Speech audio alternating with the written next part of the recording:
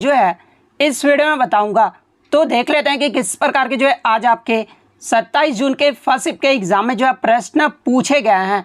उससे पहले एक बात और दोस्तों कि जिन्होंने भी अगर चैनल को सब्सक्राइब नहीं किया है तो एसएससी फेज 11 एग्जाम से रिलेटेड पल पल की अपडेट के लिए जो है चैनल को सब्सक्राइब जरूर कर दीजिएगा और बगल में ही आपको एक बेल आइकन यानी घंटे का निशान भी दिख रहा होगा, तो आप उसे भी जो है जरूर प्रेस कर दीजिएगा।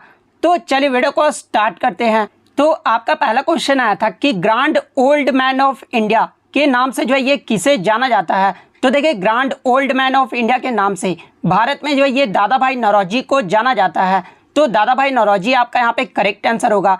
इसके अलावा बात कर ले भारत के अन्य प्रमुख व्यक्तियों के लोकप्रिय उपनाम के बारे में, जहाँ से अक्सर एग्जाम में प्रश्न पूछा जाता है, जैसे कि भारत का नेपोलियन, ये जो है किसे कहा जाता है। तो देखिए भारत का जो नेपोलियन है ना, ये समुद्रगुप्त को कहा जाता है। इसके अलावा राष्ट्रपिता या बापू के नाम से ये जो है महात्मा गांधी को जाना जाता है। सीमांत गांधी के नाम से ये आपका खान अब्दुल गफ्फार खान को जाना जाता है। लौह पुरुष या फिर भारत का बिस्मार्क के नाम से ये जो आपके सरदार वल्लभ भाई पटेल को जाना जाता है। शांति पुरुष के नाम से जो है ये आपके लाल बहादुर शास्त्री को जाना जाता है। पंजाब केसरी के नाम से जो है ये आपके लाला लाजपत राय को जाना जाता है। बंगाल केसरी की बात कर ले तो देखिए बंगाल केसरी के नाम से आशुतोष मुखर्जी को जाना जाता है। इसके अलावा शेर ए कश्मीर के नाम से जो है ये आपके शेख मोहम्मद अब्दुल्ला को जाना जाता है। बंग बंधु के नाम से जो है ये आपके शेख मुजीबुर रहमान को जाना जाता है। देश बंधु के नाम से जो है ये आपके चितरंजन दास को जाना जाता है। वहीं अगर दीन बंधु पूछ ले तो देखिए दीन बंधु के नाम से जो है ये आपके CF एंड्रयूज को जाना जाता है। लोकमान्य के नाम से जो है ये आपके जयप्रकाश नारायण को जाना जाता है। देश रत्न या फिर आजाद शत्रु के नाम से जो है ये डॉक्टर राजेंद्र प्रसाद को जाना जाता है। अगर आजाद शत्रु पूछ ले कि इसका ये जो है किस नाम से जाना जाता है, तो देखिए आजाद शत्रु के नाम से जो है ये डॉक्टर राजेंद्र प्रसाद को जाना जाता है। भारत का शेक्सपियर के नाम से जो है ये महाकवि कालिदास को जाना जाता है। स्वर कोकिला के नाम से जो है ये लता मंगेशकर को जाना जाता है। इसके अलावा लाल बाल पाल के नाम से जो है ये आपके लाला लाजपत राय, बाल गंगाधर तिलक और बिपिन चंद्र पाल को जाना जाता है। क्योंकि लाल से आपका क्या हो गया तो लाला लाजपत राय हो गया, बाल से आपका बाल गंगाधर तिलक हो गया और पाल से आपका बिपिन चंद्र पाल हो गया। तो ये सारे फैक्ट जो है आपको ध्यान में रखना है।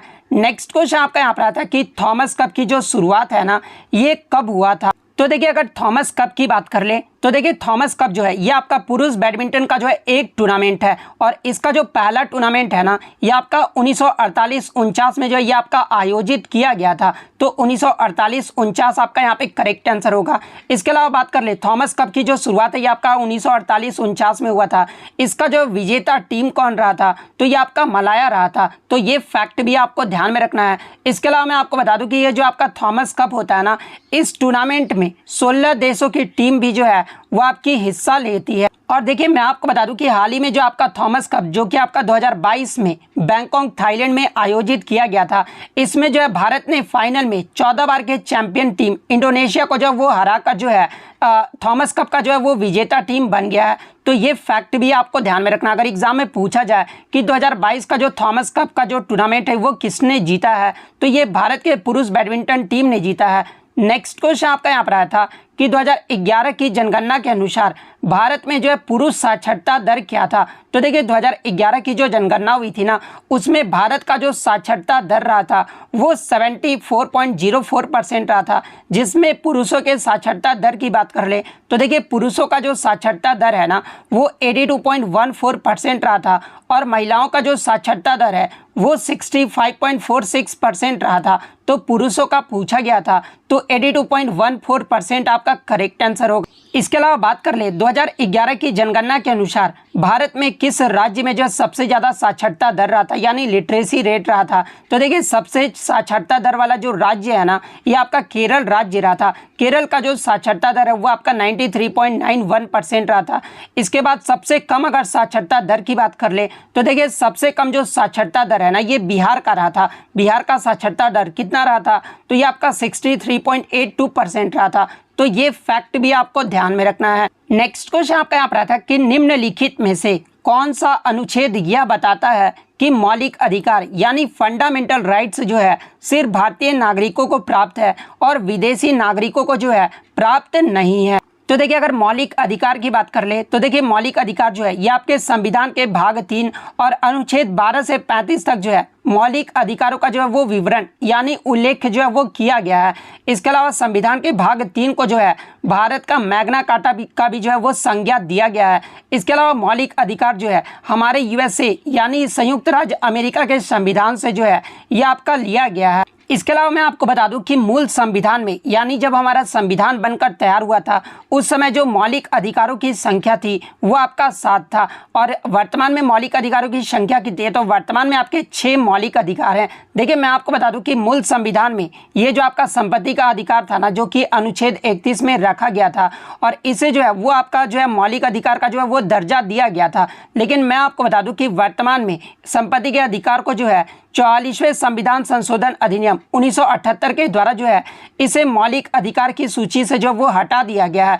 और वर्तमान में संपत्ति का अधिकार क्या है तो देखिए संपत्ति के अधिकार को संविधान के भाग 12 और अनुच्छेद 301 के तहत जो है इसे कानूनी अधिकार बना दिया गया है। तो ये फैक्ट भी आपको ध्यान में रखना है। और वर्तमान में 6 मौलिक अधिकार कौन कौन से हैं तो देखिए पहला जो आपका है ये आपका समता यानी समानता का अधिकार जो कि आपका अनुच्छेद 14 से 18 तक है।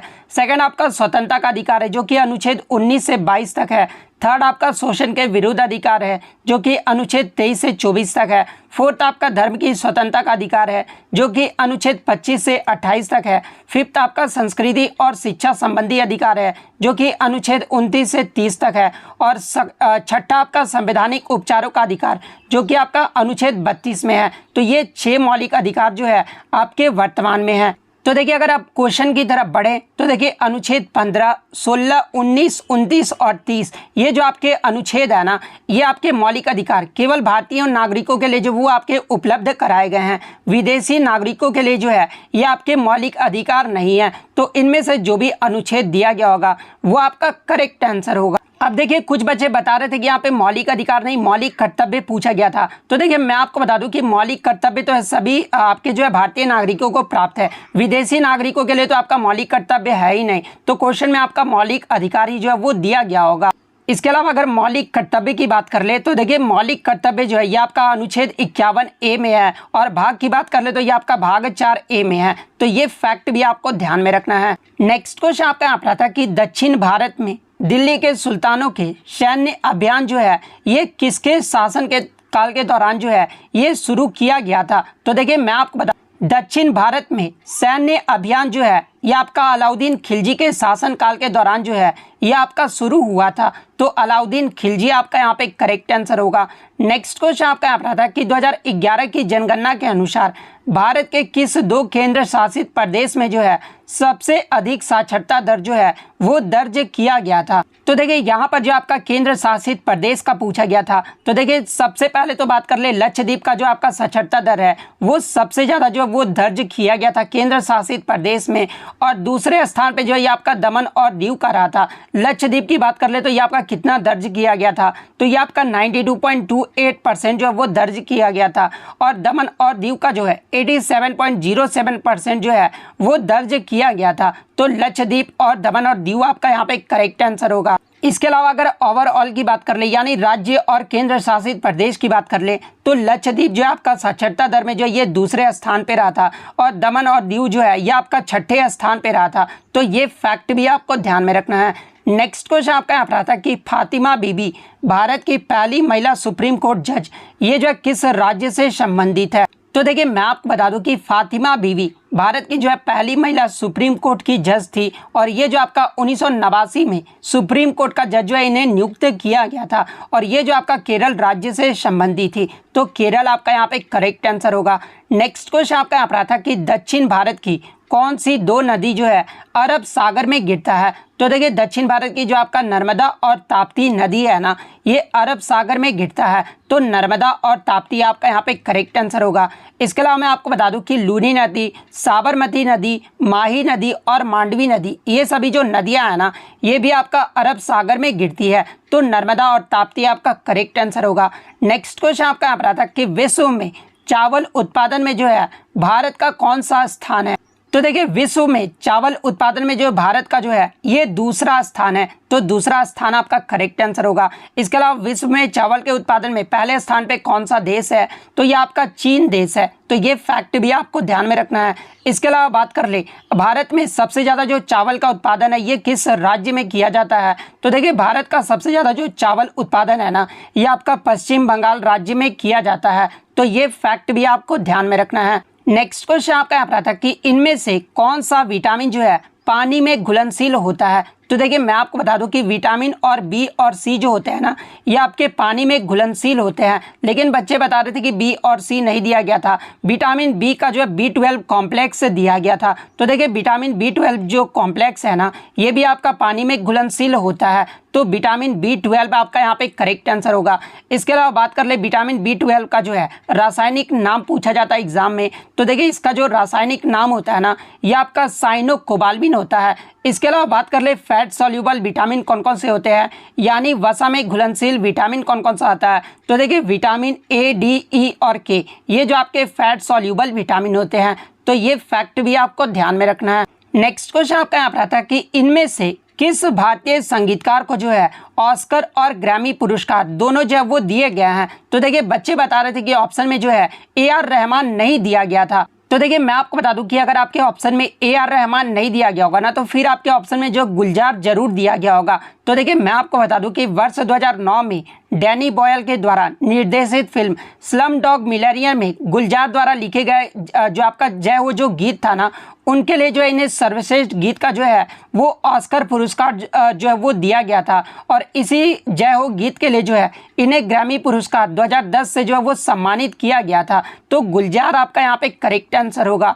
नेक्स्ट क्वेश्चन आपका यहाँ पर आता है कि कर्नाटक का कौन सा फसल त्यौहार जो है ये आपका दिसंबर महीने में मनाया जाता है, तो देखिए मैं आपको बता दूं कि ये जो आपका पुथारू या फिर जिसे हुतरी भी कहा जाता है ये आपका कर्नाटक का एक फसल त्यौहार है जिसे नवंबर दिसंबर महीने में जो है इसे मनाया जाता है, तो पुथारू या फिर हुतरी जो भी ऑप्शन में दिया गया होगा वो आपका यहाँ पे करेक्ट आंसर होगा। इसके अलावा मैं आपको बता दूं कि ये जो आपका पुथारू जो फसल त्यौहार है ना ये आपका कोडावा जनजाति के लोगों के द्वारा जो है ये आपका मनाया जाता है। इसके अलावा ये जो आपका पोंगल यानी जो मकर संक्रांति है ना ये भी आपका कर्नाटक का जो है फसल त्यौहार है, लेकिन ये आपका जनवरी महीने में मनाया जाता है, तो ऑप्शन में आपका पुथारी हुई दिया गया था, तो ये आपका यहाँ पे करेक्ट आंसर होगा। नेक्स्ट क्वेश्चन आपका यहाँ पर आता है कि रानी गाय दिनलियू ये जो है किस आंदोलन से संबंधित है, तो देखिए अगर बात कर ले रानी गाय दिनलियू के बारे में तो इन्हें जो है नागालैंड की रानी लक्ष्मीबाई भी कहा जाता है, और इनका जो जन्म है ये आपका 26 जनवरी 1915 को जो है पूर्वोत्तर राज्य मणिपुर में हुआ था, और ये जो आपका हैराका धार्मिक आंदोलन से संबंधित थी, तो हैराका धार्मिक आंदोलन आपका यहाँ पे करेक्ट आंसर होगा। नेक्स्ट क्वेश्चन आपका यहाँ पर आता है कि कौन सा उपकरण जो एक सपाट सतह पर घटना के अर्धगोलाकार क्षेत्र से जो है सौर विकिरण को मापता है, तो देखिए ये जो आपका पायरानोमीटर होता है ना ये एक ऐसा उपकरण है जो एक सपाट सतह पर घटना के अर्धगोलाकार क्षेत्र से जो है सौर विकिरण को जो है वो मापता है, तो पायरानोमीटर आपका यहाँ पे करेक्ट आंसर होगा। नेक्स्ट क्वेश्चन आपका यहाँ पर आता है कि भगवान जगन्नाथ की रथ यात्रा पर कौन सा नृत्य जो है वो किया जाता है, तो देखिए ये जो आपका भगवान जगन्नाथ की जो रथ यात्रा ये आपका उड़ीसा राज्य में होता है, और इस पर जो आपका महरी नृत्य जो है वो किया जाता है, तो महरी नृत्य या फिर ओडिसी नृत्य इनमें से जो भी दिया गया होगा वो आपका करेक्ट आंसर होगा, क्योंकि महरी नृत्य और ओडिसी नृत्य जो है इस रथ यात्रा के दौरान जो है नृत्य किए जाते हैं। नेक्स्ट क्वेश्चन आपका यहाँ पर आता है कि सुल्तानगढ़ी का जो मकबरा है ना ये किसने बनवाया था, तो देखिए वर्ष 1231 में जो है इल्तुतमिश के द्वारा सुल्तानगढ़ी का जो मकबरा है वो बनवाया गया था, तो इल्तुतमिश आपका यहाँ पे करेक्ट आंसर होगा। नेक्स्ट क्वेश्चन आपका यहाँ पर आता है कि सुधा सिंह पद्म अवार्ड से सम्मानित ये जो है किस खेल से जुड़ी हुई है, तो देखिए अगर सुधा सिंह की बात कर ले तो ये आपका एथलेटिक्स में जो है ये किस इवेंट में भाग लेती है, तो ये आपका स्टीपल चेज जो इवेंट होता है ना यानी जो आपका मैराथन दौड़ जो होता है ना उसमें जो है ये भाग लेती है, तो ये आपका एथलेटिक्स खेल से संबंधित है, तो एथलेटिक्स आपका यहाँ पे करेक्ट आंसर होगा। वहीं अगर बात कर ले सुधा सिंह का संबंध ये जो है किस राज्य से है, तो ये आपका उत्तर प्रदेश राज्य से है। इसके अलावा बात कर ले सुधा सिंह को जो है पद्मश्री अवार्ड से कब सम्मानित किया गया था? तो इन्हें जो है 2021 में पद्मश्री अवार्ड से सम्मानित किया गया था। तो ये फैक्ट भी आपको ध्यान में रखना है। नेक्स्ट क्वेश्चन आपका यहाँ पर आता है कि तीसरा पुरुष भारतीय जो टेनिस के क्षेत्र में जो है ओलंपिक में मेडल जीते थे। तो देखिए तीसरा जो पुरुष भारतीय है ना, वो आपके सुमित नागल है। सुमित नागल ने जो है टेनिस में तीसरा जो है ये आपका ओलंपिक में मेडल जो वो जीते थे। तो सुमित नागल आपका यहाँ पे करेक्ट आंसर होगा। इसके अलावा अगर पहले भारतीय पुरुष की बात कर ले जिन्होंने टेनिस में जो है ओलंपिक में मेडल जीता था, तो ये आपके लिएंडर पेस थे। लिएंडर पेस ने जो है अटलांटा ओलंपिक जो आपका हुआ था ना 1996 में, उनमें जो है ये कांस्य पदक जीते थे। तो ये फैक्ट भी आपको ध्यान में रखना है। नेक्स्ट क्वेश्चन आपका यहाँ पर आता है कि एक कोई आपका महापात्रा का नाम दे दिया गया था, पूरा नाम मुझे पता नहीं चल पाया है, निम्नलिखित में से किस शास्त्रीय नृत्य का जो है प्रसिद्ध नर्तक है? तो देखिए मैं आपको बता दूं कि जिनके भी लास्ट में महापात्रा नाम से संबंधित होता है ना, उनमें जो है आपके ओडिसी नृत्य के जो वो प्रसिद्ध नर्तक हो जाते हैं, जैसे कि सुजाता महापात्र, केलुचरण महापात्र, रतिकांत महापात्र, मोहन महापात्र या फिर गंगाधर प्रधान। इन सभी का जो संबंध है ना वो आपका ओडिसी नृत्य से है। तो इन्हीं में से आपका कोई ऑप्शन में क्वेश्चन में जो है वो दिया गया था। तो ओडिसी आपका यहाँ पे करेक्ट आंसर होगा। तो इतने क्वेश्चन जो है आज मुझे बच्चों के द्वारा मिले जो कि 100% रियल और ऑथेंटिक है। तो अगर वीडियो अच्छी लगी हो तो वीडियो को जो है लाइक ज़रूर कर दीजिएगा और इसी तरह रियल एनालिसिस पाने के लिए जो है चैनल को सब्सक्राइब ज़रूर कर दीजिएगा। तो मिलते हैं नेक्स्ट वीडियो में, तब तक thank you, all the best.